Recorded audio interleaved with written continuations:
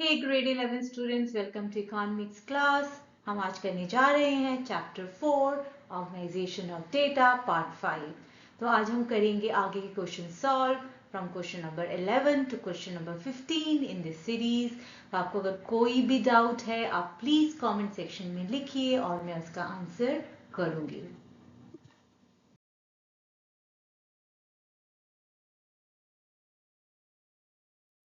Okay, question number 11।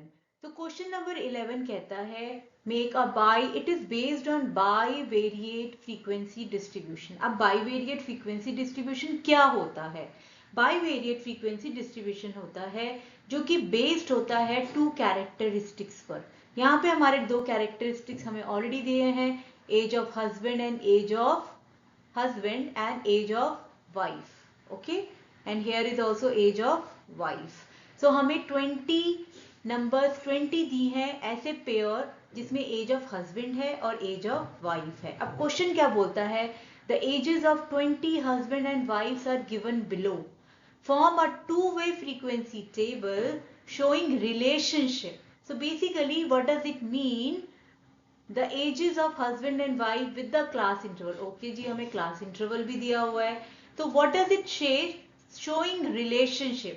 तो जब हम फर्स्ट नंबर देखेंगे तो हम ये पेयर को इकट्ठा देखेंगे। हम ऐसा नहीं देखेंगे कि 28 यहाँ है और वाइफ का यहाँ से उठा लिया, नहीं, हम इन दोनों नंबर्स को इकट्ठा देखेंगे। तो हम कैसे देखेंगे? देखिए, अब एज ऑफ हस्बैंड हमने ले लिया एज एन एक्स, मान लिया उसको हमने हॉरिजॉन्टल रे में ले लिया, एंड एज ऑफ वाइफ हमने वर्टिकली ले लिया। अब हमने सेम इंटरवल्स यूज किए जो क्वेश्चन ने हमें कहा था। इधर मैंने एज ऑफ हस्बैंड लिख दिया, इधर वाइफ लिख दिया। अब let's see first one. First में अगर आप देखोगे यहाँ एज ऑफ हस्बैंड दिया है। ओके, तो हमें एज ऑफ हस्बैंड दिया है और थर्ड यहाँ पर हमें एज ऑफ वाइफ दिया है।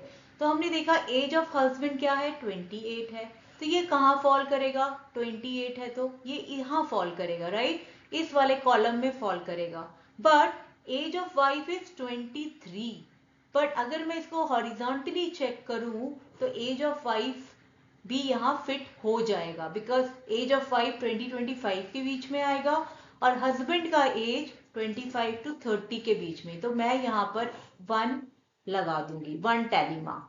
अब मैं सेकंड नंबर पे जाऊंगी, 37 is the age of husband. अब मैं देखूंगी 37 एज ऑफ हस्बैंड कहाँ फिट होगा, वो इस वाले कॉलम में फिट होगा। बट 30 एज कहाँ फिट होगा, वो मेरा यहाँ फिट होगा फॉर वाइफ। तो मैं इन दो कॉलम्स को मैच करूंगी, ठीक है, इसको मैच करेंगे और हमें क्या मिल जाएगा, 1 हमारा एस टैली मार्क। तो मैंने ये कर लिया, ये कर लिया। थर्ड में हम क्या करेंगे, 42 होना चाहिए हस्बैंड का, 42 यहाँ, यानी कि इस कॉलम को मैं फॉलो करूंगी। और 40 क्या है, एज ऑफ वाइफ, वाइफ के लिए मैं ये फॉलो करूंगी। तो मैं कहाँ पे रुकूंगी, यहाँ से आते हुए ये कॉमन सेल पर। तो यहाँ पर भी हम 1 लिख देंगे। मैंने थर्ड भी कर लिया। Same for fourth, 25 is the age of husband. So 25 will come here, not here. हमने ये पहले पढ़ा है। अगर नंबर 25 है और वो लोअर एंड अपर लिमिट दोनों में है तो वो अपर लिमिट में जाएगा। तो 25 यहाँ आएगा age of husband, and 26 is the age of wife. तो वो यहाँ तो नहीं आएगा, एज ऑफ वाइफ 26, वो कहाँ पर आएगा, वो आएगा इस वाले सेल में। सो 25, 26 हम चेक कर लेते हैं। ओके, यहाँ पर आएगा। ठीक है, आई होप कि आपको ये समझ आ रहा होगा कि हमें कॉमन सेल ढूंढना है, हमें फिगर आउट करना है कि ये रिलेशन में अगर हस्बैंड का इसके अंदर है तो वाइफ का किस में है, और वो कॉमन सेल देखकर हमें टैली मार्क बनाना है। अब यहाँ पर हमारा आंसर आ चुका है। आई होप कि आपने इसको खुद से सॉल्व किया होगा और अभी आप ही अपना आंसर मेरे आंसर के साथ मैच कर रहे होंगे। चलिए करते हैं क्वेश्चन नंबर 12। ना क्वेश्चन नंबर 12 भी बाइवेरिएट सीरीज है, इसको भी हमें वैसे ही सॉल्व करना है जैसे हमने क्वेश्चन नंबर 11 किया था। तो देखते हैं क्वेश्चन नंबर 12 क्या बोलता है। The following data gives the point scored in a tennis match by 2 players, okay, at the end of 20 games. तो हमारी फ्रीक्वेंसी 20 आनी चाहिए टोटल। तो हमारे को बाईवेरिएट डेटा, हमारे को 2 प्लेयर्स का डेटा दिया है और एक प्लेयर को हमें x मानना है, एक को y मानना है। तो हम as a standard practice first number को x ले लेते हैं और सेकंड नंबर को हम y मान लेते हैं। सपोज मेरे पास 10 और 12 है यहाँ पर, तो मैं इसको x ले लेती हूँ, इसको y ले लेती हूँ। तो एक प्लेयर, जब 2 प्लेयर के यहाँ पर हमें स्कोर पॉइंट्स दिए हैं, तो x के 10 है तब y के 12 है, जब x के 2 आए तो y के 11 आए। तो जब थर्ड गेम हुआ तो x के 7 पॉइंट्स थे एंड y के 9 पॉइंट्स थे। ऐसे करके उन्होंने 20 गेम्स खेले। अब हम सेम वे से बाईवेरिएट टेबल बनाएंगे। x को हम ले लेंगे हॉरिजॉन्टल पर, प्लेयर y को हम ले लेंगे वर्टिकल पर। अब हमने यहाँ पर ऑलरेडी हमें क्लास इंटरवल दिया हुआ है, तो हम वही क्लास इंटरवल फॉलो करेंगे जो हमें क्वेश्चन में दिया है। तो फर्स्ट क्या है, हमें दिया है 5 to 9, पर हमने फिर भी 0 to 4 ले लिया है, क्योंकि अगर कोई नंबर आ जाता है तो हम इसको ऐसे यहाँ पर कर सके। सो 0 to 4, 5 to 9, 10 to 14। ना अब एक डिफरेंस है क्वेश्चन नंबर 11, 12 में कि यहाँ पर जो क्लास इंटरवल है इसमें lower limit and upper limit में कोई भी ओवरलैप नहीं है। यहाँ 4 है, यहाँ की अपर लिमिट में 4 है, तो सेकंड वाले में लोअर लिमिट में 5 है। So there is no confusion.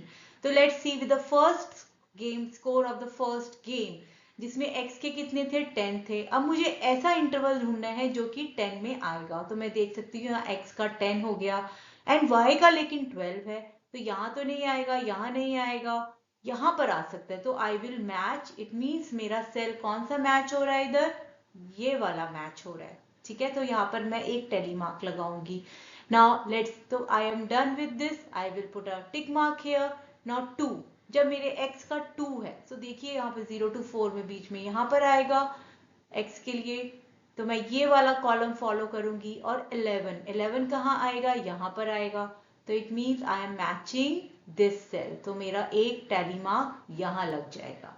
ठीक है, 7 and 9, सो 7 कहाँ फॉल करेगा x के लिए, यहाँ पर करेगा। 9 कहाँ फॉल करेगा, यहाँ करेगा, तो it means my matching cell is this. So this way I will solve this question. This is very interesting. So लीजिए, अब हमारा आंसर आ गया है और आप भी अपना आंसर मेरे आंसर के साथ मैच कर सकते हैं। ओके स्टूडेंट्स, हम अब सॉल्व करेंगे question number 13, which is very pretty simple question for you now. ये क्वेश्चन हमने beginning of this exercise start किया था, जो कि बहुत ही सिंपल क्वेश्चन है। In a survey, it was found that 64 families bought milk in the following quantities in a particular month. Prepare a frequency distribution table with classes this. तो classes आपको already दी हुई हैं, आपको सिर्फ इन classes के बीच में डालना है। There is no overlap। जैसे 19 है, या तो आप टैली मार्क करके कर सकते हैं या डायरेक्टली क्रॉस आउट करके भी कर सकते हैं। पर टैली मार्क से क्या होता है कि मिस्टेक्स आपकी बहुत कम हो जाती है एंड आप बहुत जल्दी भी सॉल्व कर पाते हैं। तो जैसे 19 है, मुझे पता है 19 यहाँ इस कैटेगरी में यहाँ पे फॉल करेगा, तो मैं 1 लगा लूंगी एंड यहाँ मैं क्रॉस आउट भी कर दूंगी। 16 मैंने कंसिडर करना है, 16 भी यहाँ पर ही आएगा, मैं 1 लगा लूंगी, इसको क्रॉस आउट कर दूंगी। 22 will fall here. So this way I will prepare this frequency distribution. But एक चीज है, जो आपका सम है वो 64 यहाँ आना चाहिए, क्योंकि आपके पास 64 फैमिलीज का डेटा है। ओके, आई होप स्टूडेंट्स आपने भी सॉल्व कर लिया होगा और आपका भी सेम आंसर आया होगा जो यहाँ पर है।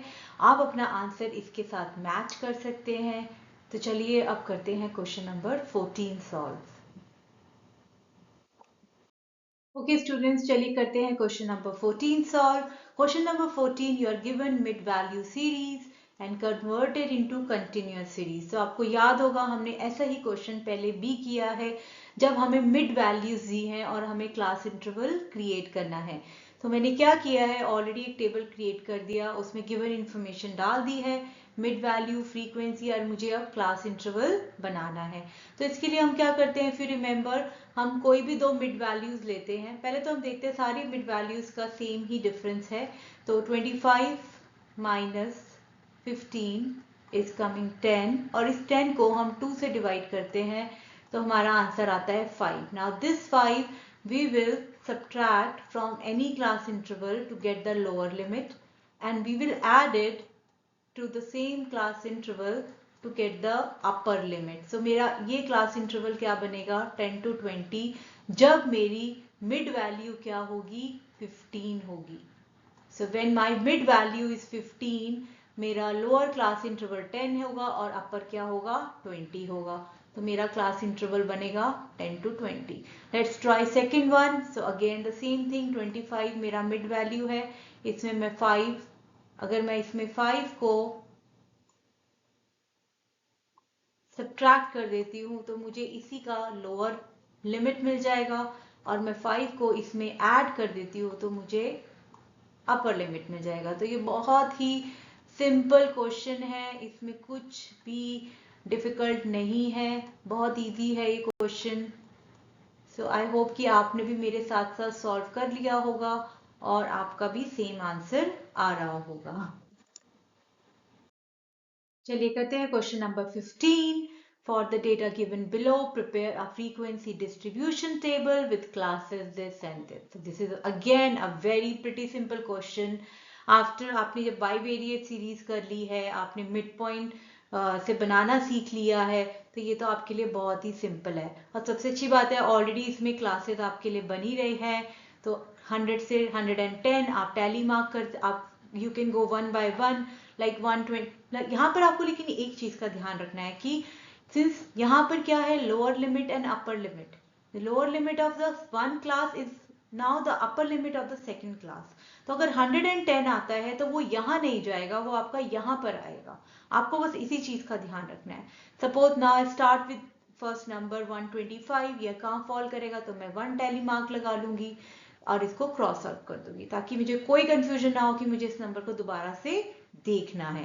नाउ 108 यहाँ पर आ जाएगा तो इसको भी मैं क्रॉस आउट कर दूंगी.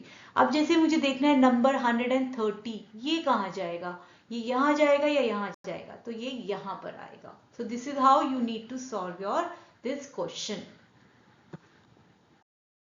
तो चलिए हमारा क्वेश्चन नंबर 15 का आंसर आ चुका है. आई होप आपने भी सॉल्व कर लिया होगा और आप अपना आंसर मेरे आंसर के साथ मैच कर सकते हैं. ओके स्टूडेंट्स, तो आज हमने सॉल्व किया from question number 11 to question number 15. I hope कि आपको सब कुछ समझ आया होगा, आपने अपने आंसर्स मेरे आंसर्स के साथ मैच किए होंगे. So if you like this video and ये औरों के भी पास पहुंचे सो दैट उनका भी फायदा हो, so please like, share and subscribe. Thank you. Have a good day.